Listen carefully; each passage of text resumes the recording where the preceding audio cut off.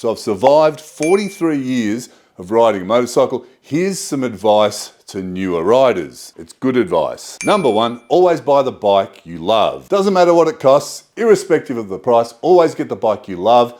Otherwise, it's just not going to be the same. You're going to be looking at the other guy who's riding the bike that you really want. Your bike, I'm sure, will be fine. I'm sure it will ride well. But it's just not the same as thinking, well, I really, really wanted that one. So get the bike you love. Now, of course, this brings up a big problem, and that is it might be too expensive. It might be out of your price range. So think about buying an older, used version of that bike. They're often a lot cheaper. What about getting creative? When I was a young lad and I wanted a Harley Davidson, Fat Boys had just been released. I really wanted a Fat Boy. Of course, that meant I had to buy a brand new one because there were no older models on the market. Harley rides were really popular in those days. I started up a part-time business taking people for Harley rides on the weekends and after work. So that enabled me to buy a brand new Harley Davidson, and doing the rides meant that it was paid off very quick. So use your heart to buy the bike you love and your head for the financials. Before you borrow for your new toy, make sure you throw the numbers in a spreadsheet. Figure out exactly how much the total cost of that bike is going to be, because time and the interest rate adds up to quite a bit. Once you know the total, is it really worth it? Of course, if you use your head when you're buying, there's demo models, there's run-out sales. The used bike market is huge, and there are often people who desperately want to get rid of their motorcycle. Learn how to do your own maintenance. That can be fun. That'll save you a lot of money. Run your own race, but always buy the bike you love. And the specs on paper are absolutely worthless if you love the look and the feel of a particular bike. It's absolutely useless comparing the statistics of it to those of other motorcycles. Number two, go crazy but be sensible. It sounds like a contradiction, but it's not. We love the fact that motorcycles go fast, that you can go fast on them, but it can be deadly. So ride within your limits. Now, riding within your limits means you need to control your ego. When you're riding with your friends, the competition between mates, the bragging rights to the group you ride with, that can kill you. And the reverse is also true. Your ego's there to protect you.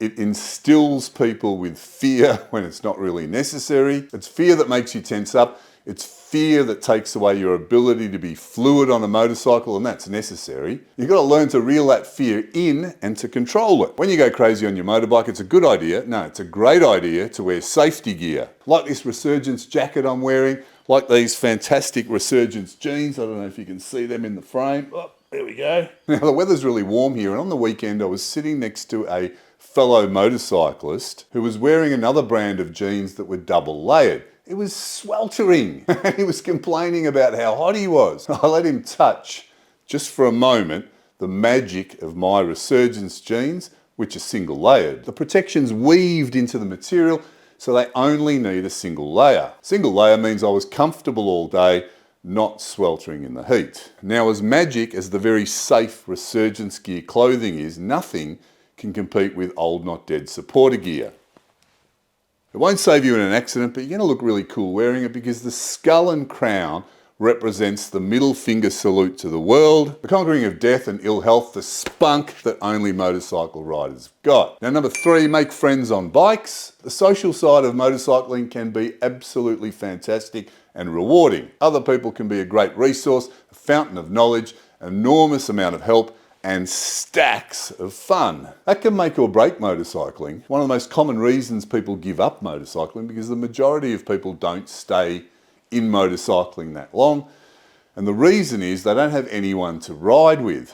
That astounds me, because on Facebook you can find squillions of groups, thousands of groups, that organise rides in your local area. Find the groups that suit your style of ooning. It's that simple. And I think all the Harley dealers around the world have a hog chapter attached to that dealership. I know my local one is fantastic. You can meet a lot of great people, and they organise rides all the time. So there's no excuse not to make friends. Unless, of course, you're really disagreeable with everyone. But I mean, there's a bit of learning in that on its own. Friends are fun. It'll keep you in motorcycling for longer. Right, so a nice big 500-kilometre ride today. Lots of windy roads. Still early, about 7:30 in the morning. I'm going with Wes, Mandy and Troy. They're fast riders, which is a bonus. That's going to be a nice pace today. And they've got a special guest, Johnny. And Johnny is fast, and I know Wes, who's a fast rider, he's already signalled that I won't be able to keep up, because early this morning he sent me a map. So I know that's a hint that's saying put this in your phone or on your street glide, because we're going to go so fast you won't be able to keep up. You're going to get lost. It's about half an hour from here to the start, so let's see what happens. You weigh me down. You don't care, no one measures up to you. One day soon you'll taste that medicine of yours. Karma will hit you hard. Oh, it's about to blow up in your face. All right, here's Wes, who sent me the map. So Morning, Eamon.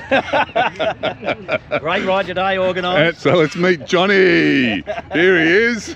Now that is Wes's new bike, Lowrider ST Fast Johnny Edition 131 Stage 4. And Wes was hard to keep up with on a big overweight bike.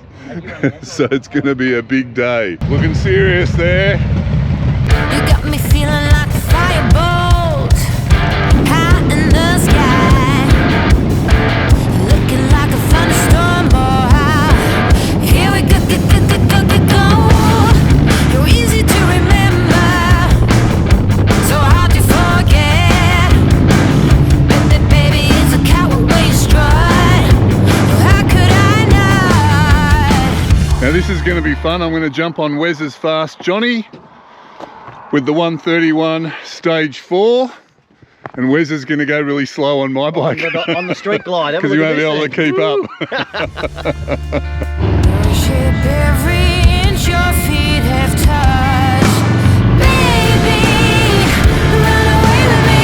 You kill it lonely. You make my eyes unsee. All the crazy. You make my heart believe. There's only one of you, baby. Run away with me. Don't leave me lonely. So, talk about a nimble bike, which is pretty obvious. It's a bit small for me. As you can probably see from the clips, my knees are sticking up at my chin. But, man, it hammers. It goes really well. Fairing is fantastic. Lots of wind protection. Comfortable seat. And I think Wes has done exceptionally well. Great bike. Now, number 4, riding therapy does not substitute for personal development. Now, a lot of people ride their motorcycles for stress relief and for therapy, which I think is a good thing, but it's not a substitute for personal development. If you've got problems or issues, just jump on your motorcycle and they disappear for a while. Riding a motorcycle forces you to use your physical senses to concentrate fully on what you're doing. It brings you into the present moment, and it stops you thinking about the issues and the problems of life that you have. So when you get back home, you might have a fresh view of what's occurred, your anger might have dissipated, or your wife might have left you. But your problems haven't really gone away because you haven't really done anything to change yourself or the situation. Problems and issues have a way of reoccurring until you figure out or you can understand what your internal setup is that's creating them. So even if you don't want to or you can't afford professional help, there's Dr. Google, and he's a wise man. Now, he can help you with information, but you've got to actually apply it, not just read about it. In other words, practice the change in your interaction with people, because we all know the definition of insanity. It's a cliche, doing the same thing over and over again and expecting a different result. Make sure that's not you. And it makes a huge difference, because something as simple as riding a motorcycle in anger can end your life very fast. And in my view, you want more than the temporary relief of riding a motorcycle, and that's the point. Unless you change who you fundamentally are at a deeper level, all you're going to get is temporary relief riding a motorcycle. You want to bring that relief to the rest of your life also. So get in early, fix the issues as they come up, and your life, not just your motorcycle journeys, are going to be more fun.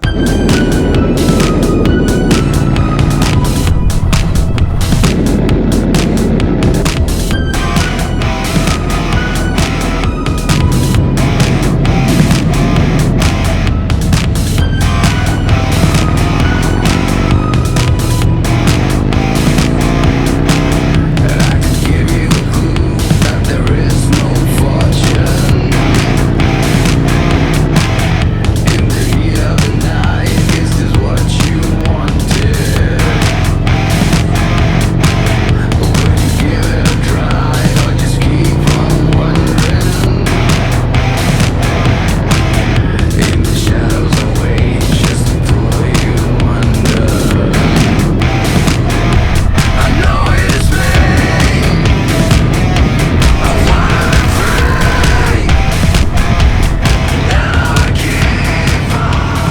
thought it was a great ride. Awesome ride. Weather's good. Too many cars on the road. Yeah, there's a few cars, weren't there? How many years have we all been riding motorcycles? Too many. A long 43 for on 43, the road. yeah. Started when I was 12 Oh wow. on the dirt bikes. Troy? Yeah, dirt bikes probably about 10 to 12 thereabouts, I think. Road bikes probably not till I was about 20. Yeah, but how many years So is that? 20 years, 28 years now. Okay, cool. Mass. I started riding bikes on 7 dirt bikes. I'm 61 now, and road bikes when I was 16 and 9 months. Oh wow, so that's a lot. So what's that, 40 plus years? 40 plus years, yeah. First dirt bike when I was 11 on the farm, luckily, and all the way right through until I was about 30. First road bike, so I was 26. Unfortunately, 58 now. So do the math. Do the math. Yeah. How come we have to do the maths? I'm not Mandy? telling you how long. Put it this way, I've been More- riding as long as most of these guys, if not a little bit more. Oh no!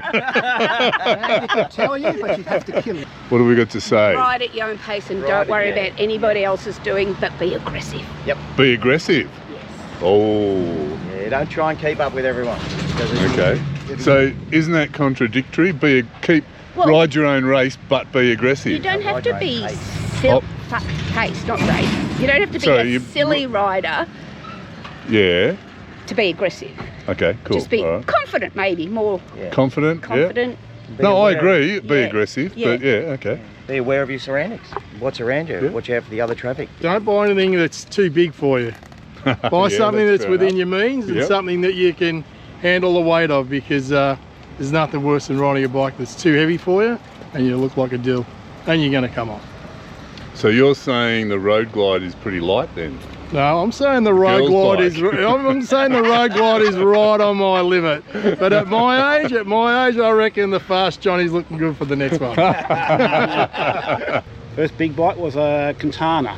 Oh, nice. Yeah, scared the Jesus out of myself. Yeah. First road bike? Was a CBR 600. I got married and along came the 86 Heritage Softail, so good times began. Cool. First road bike, Troy? R1. R1? The R1. Oh, Straight to the top. straight in, yeah. And I straight in the deep end. I think I had it for 3 months Yep. and had a car pull out in front of me and, Oh. and take it out. First bike? Oh, not as big as Troy's XL175 road trail bike. That's all I could afford. What about first big bike? First big bike would have been my GS800 Suzuki. Okay. That was a great bike. Yep. Then I went into a 1947 ES2 Norton 500 single. Oh, wow. Yeah, that was incredible. Yeah. That was a big pot single, kick over. Yep.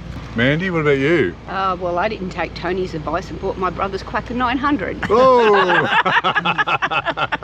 Now, number 5, intuition will save your life. Nobody really knows what intuition is, even though a lot of people have definitions and explanations for it. It's still a mystery. Most older people are aware of how accurate your gut instinct can be. I'm saying it's not instinct, it's intuition. It's going to save your life. It saved mine last weekend, as it has many times. I was hammering around some blind corners up in the high country, chasing Wes on his new lowrider ST. I was approaching a corner. Intuition said, slow down now, and I always listen, even though there's no apparent reason. And sure enough, going around the next blind corner, a 4-wheel drive had come across to my side of the road. Had I have been going faster, it's most likely I would have clipped him and had an accident.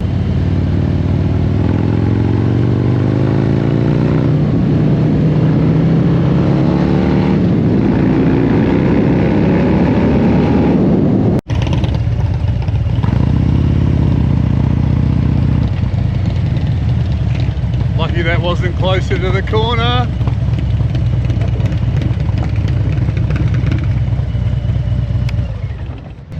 All right, now I'm the cameraman, so you guys are going to have to do it.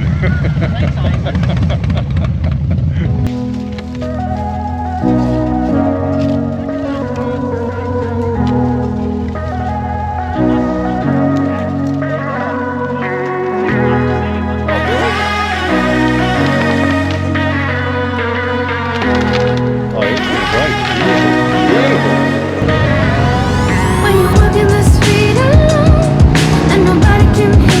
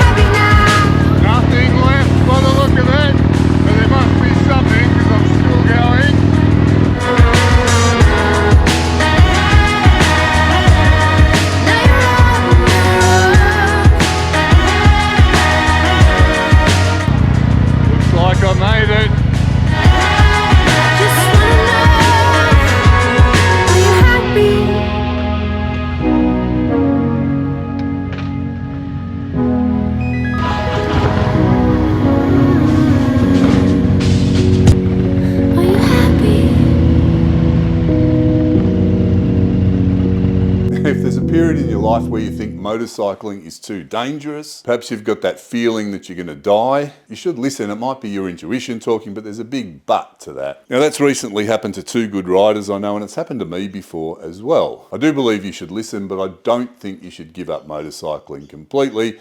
I don't think you should sell your bike because you're going to regret it later. Just either ride slow or give it up for a short time. The feeling's going to go. A lot of people give up under those circumstances and they sell their bike and they give up motorcycling completely. Instead of just having a break for 6 months, everything's gone, and then 30 years later, they take it up again. The only problem is you're physically less capable as you get older, and you've missed out on 29 years and 6 months of experience. But just remember, if you don't give it up, you do die during the 29 years and 6 months.